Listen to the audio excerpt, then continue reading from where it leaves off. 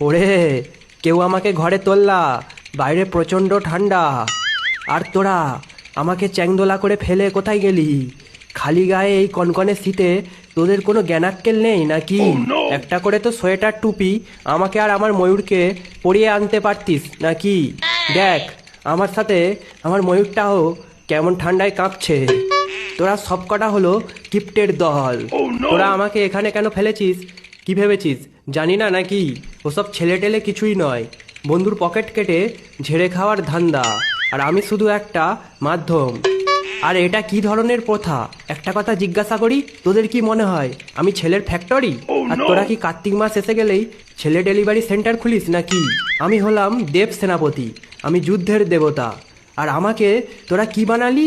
ছেলে ডেলিভারি সেন্টারের হেড। আরে ভাই, তোদের যদি ছেলে লাগে তোরা নিজেরা ব্যায়াম কর, নিজেদের শরীর চর্চা কর, নিজেরা ভালো